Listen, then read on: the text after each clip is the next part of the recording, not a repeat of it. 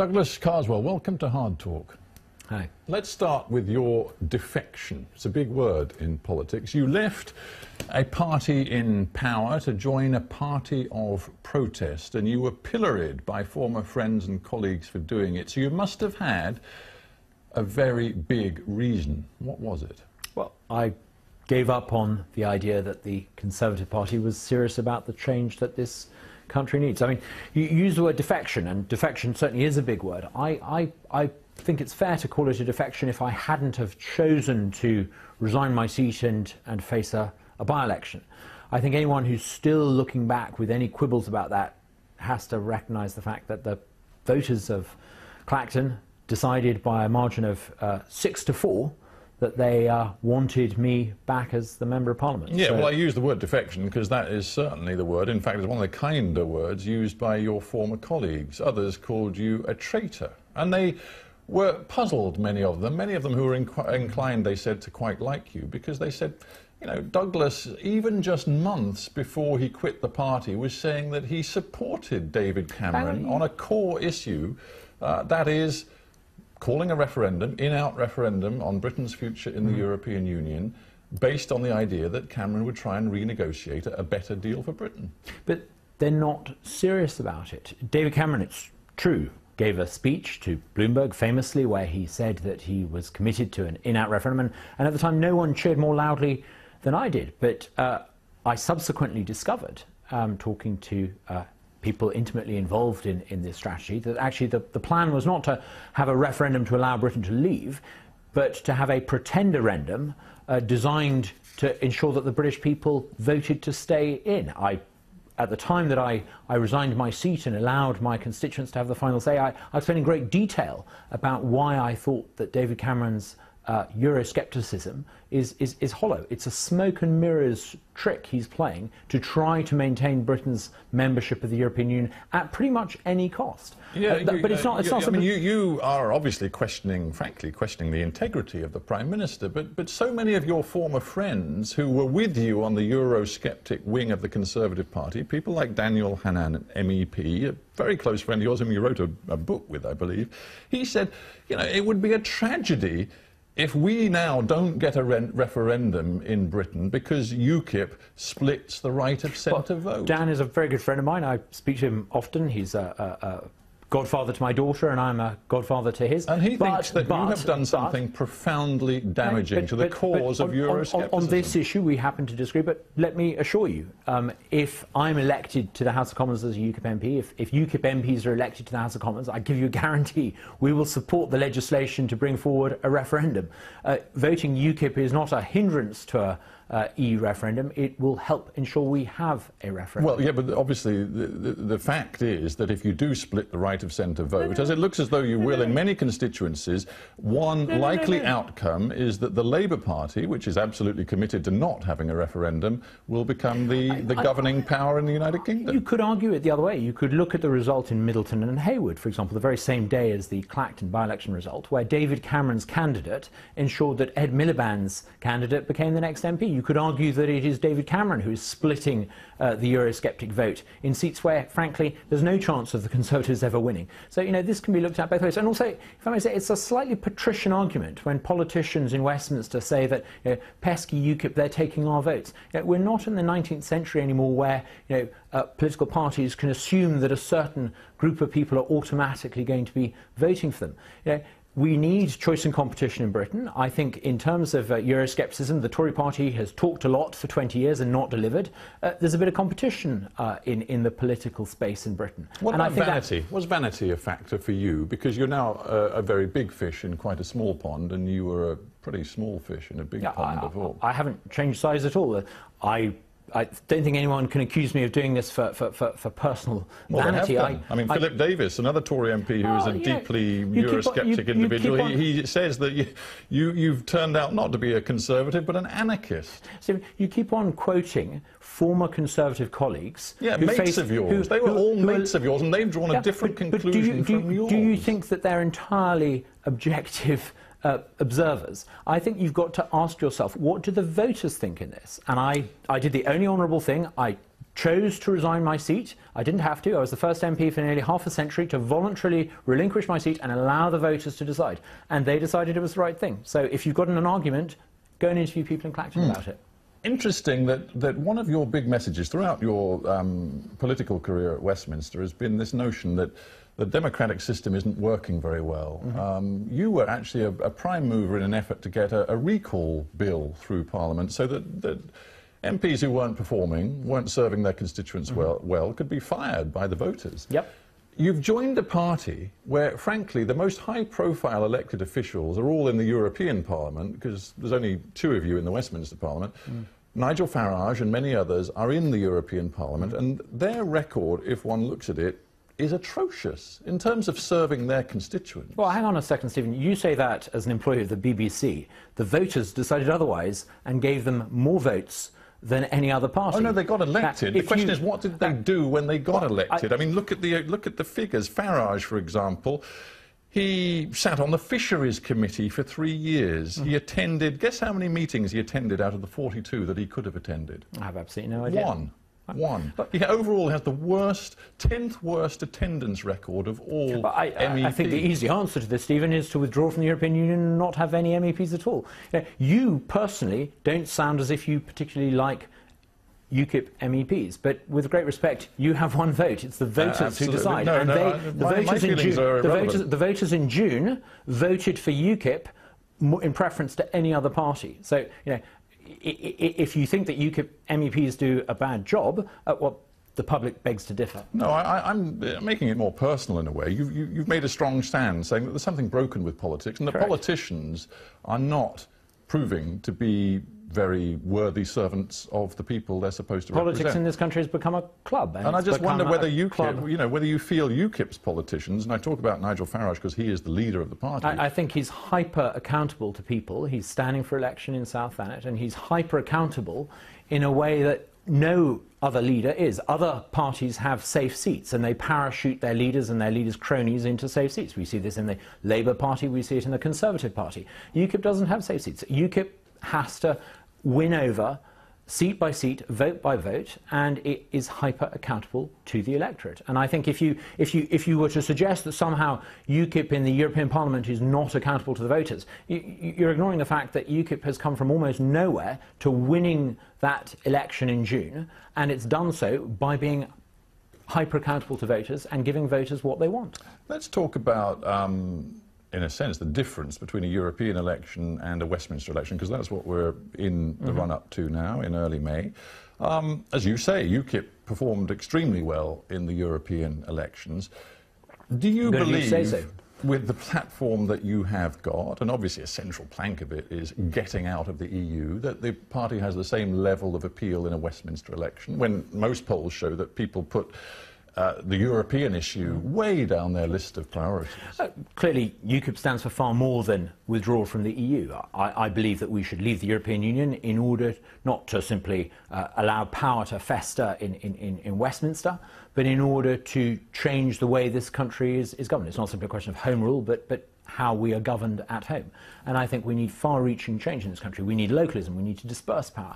I would like to see far-reaching democratic reform. The democratic system we have in this country is simply not working. I mean, you could have localism without leaving the European Union. I don't think you could, because many of the laws that we make, for example, in my constituency, the laws that decide how often the bins are emptied, subject to European regulations. The European Landfill Directive, for example, means that you can't elect someone to your local town hall to promise to empty the bins every week. There are all sorts of ways in which being in the European Union means power is centralised, and in order to disperse power and improve and change the way this country is run, I think we need to be an independent, self-governing country outside the EU. That is a constitutional, a philosophical argument. There is obviously a strong economic argument to be had about Europe too. Sure. I just wonder whether you look at what happened in Scotland, where I think most people would agree that the most impressive political campaign in the independence referendum was run by the Scottish National Party. Well, and the voters didn't agree with that. Well, I was going to say, it looked for a while as though they might actually squeak a win, but they didn't in the end, because it seems, if one looks at the aftermath polling and everything else, that most Scots, a majority, in the end were fearful of the economic consequences of Scotland going it alone. Do you think there might be a lesson there for UKIP and for a British fear in the end that the cost of leaving the EU would be too high. Well, one of the reasons why we want to leave the European Union and why we want to have a vote on it is because we think that we've tied ourselves through our EU membership to the world's only declining trade bloc.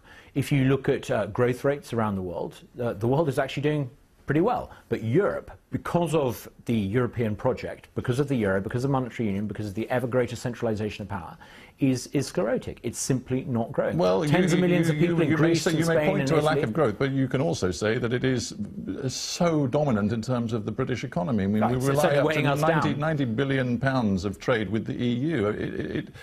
It seems to so many businessmen. You could talk to Richard Branson, Martin Sorrell, I could name a whole heap of them. Very influential leaders of British business. Talk to James Dyson, talk to Business for Europe, talk to Matthew Elliott. There are all sorts of voices in business that are actually saying the costs of ever greater regulation outweigh the benefits. And I think we need to have a referendum so that we can settle this question once and for all.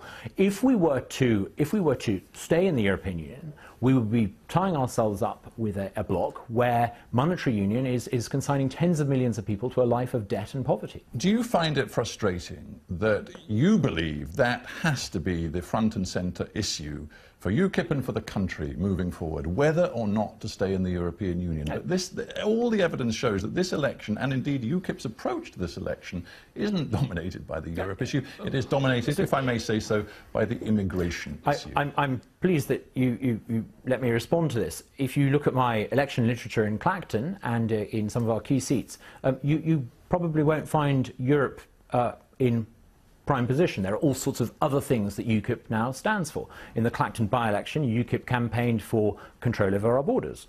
UKIP campaigned for political reform. There are a whole range of things coming out in our manifesto in a few weeks' time where we want real political change. It would be unfair to suggest that UKIP is simply about leaving the European Union, although that's no, very important. I'm not suggesting that. And on the contrary, what I'm suggesting is that the issue of immigration has come to trump all others in the view, not least, of your own leader, Nigel Farage. He said in the Telegraph the other day, the issue of mass migration, the most important to the British people. He quoted approvingly Enoch Powell, the Tory cabinet minister and MP who, as we all remember, in the late 60s, predicted that Britain would be facing instability and violence because of the levels of migration. I'm sure your researcher, being fair-minded, would have also looked at an article that I wrote recently for The Times, where I repudiated the ideas put forward in Powell's speech, and where I argued that Britain's experiment as a multiracial country has been incredibly successful. I couldn't agree more. But hang on, this is really important. You've invited me to come onto your programme, and I think you need to allow me to address this point.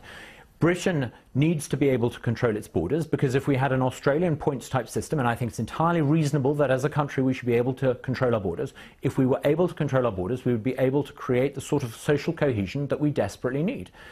To suggest that there is something hostile to the idea of a multiracial Britain simply because UKIP wants to control our borders is a gross misrepresentation. No, I didn't with respect to say that. What I talked about was perhaps... You started to invoke Powell. You started to invoke Powell. Because Nigel Farage quotes him approvingly, and you say that Powell was wrong. I think Powell was self-evidently wrong. Well, so what we have is a very real difference between you and the leader of the party, Nigel Farage, and I want to pick away at that a little bit, because you've said in the recent past, you've said things like this, that it is unacceptable for UKIP to take a negative view of immigration and of foreigners. You've suggested that angry nativism is completely unhelpful. Nigel Farage, surely, in many of his comments about foreigners and immigration, has been the epitome of an angry nativist. I disagree. When you read our manifesto, you will see that it wants to control our borders, it wants to create social cohesion, and I don't think it is the manifesto of an angry nativist party at all. Well, let's talk about some of his specific comments. Last October, when he was asked what sort of people should be allowed to migrate to Britain, his first response, this is Nigel Farage, was, well, people who do not have HIV, to be frank, that would be a good start. His implication was clear that so many immigrants have HIV, it's becoming a real danger to the country. Did you support his comment? The idea that the UK Border Agency is going to somehow be able to screen people for their antibody status before they come into the country is absurd. They have difficulty enough in scrutinising their passports. That's what Farage was suggesting. UKIP's policy is going to be to have the Australian-type system, which is a fair and humane system. And if you look at what the Australian system have, no one screeches and shouts and says, the Australian system is inhumane. No one says it's unfair. We want a system that allows people who we want to come to the country, and no one is going to single out people because of their HIV status. Oh, yeah, well, you clearly disagree with him on that then, and I think you disagree with him on a whole heap of issues that could be described as tone issues. Nigel Farage says that he feels uncomfortable when he goes on a train, he sits in a carriage and he only hears foreign languages. This is now the 8th occasion in which the BBC has interviewed me and asked me about that comment, and I will give you the answer that I gave to Andrew Marr the day after I was elected, and I gave to the BBC twice on the evening I was elected, and I gave on 3 occasions the week I was elected, and I will say that I don't think that it matters about someone's heritage or background. In Clacton, there is a very good Romanian doctor. People queue up outside her surgery to be treated by her. I'm not particularly bothered by where she happened to be born. I want to find out why it is people have to queue to be seen by a doctor. I've heard your comments before, and Indeed, I've but you keep on asking, and you keep on asking and suggesting that somehow... And the reason I, with respect, just in this interview, not thinking about interviews you've had before, but in this exchange, the reason I'm interested is because you have chosen to make a new home in this party. You say we must not be angry nativists. Correct. But then in the last few weeks, we have seen elected officials from your party at local councillor level use racial slurs. We've seen them use language which has been regarded as widely disgraceful and unacceptable. We've got one Scottish UKIP MEP who's now in hot water for using a flippant name for a Muslim member of the Scottish government. And you chose to sit in this new home of yours when you say this kind of language is unacceptable. I don't defend the comments made by the Scottish UKIP MEP at all. They referred to a Muslim member of the Scottish government as Abu Hamza, and he thought that was funny because Abu Hamza is a suspected terrorist. I don't defend those comments at all. They were disgraceful comments to make, and I have no truck with those comments. There have been a couple of occasions, as you would expect in any mass membership organisation, where people have said things that are offensive. Shortly before Christmas, there was a UKIP candidate who said things that were obnoxious and racist and offensive. That individual is not a UKIP candidate. But can I also point out that, other mass membership parties sometimes have also had candidates that have said things that are offensive. The issue is not whether or not in the age of Facebook you won't sometimes have people who say things are offensive. The issue is what does the leadership of the party do about it when somebody says something like that. That's and what UKIP has done is remove those individuals. Just to finish up then on this Scottish incident, should the MEP, the elected MEP, who said this thing, he referred to Abu Hamza as though it was funny in relation to a Muslim member of the Scottish government, should he quit? I'm not going to defend his comments.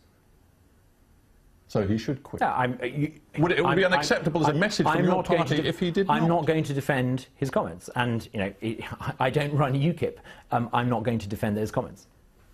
Let's talk about policies, not just the tone, as I put it, but the policies too. Nigel Farage has said, in the last day or two, that in the future, under your point system, if immigrants do get into this country, they should expect to get no access to the state education system for their children for 5 years, no access to the healthcare system beyond emergency care for the same 5 years. You've said that you want a positive spin on immigration, you want immigration to be seen as a success story, that Britain should be open to immigration.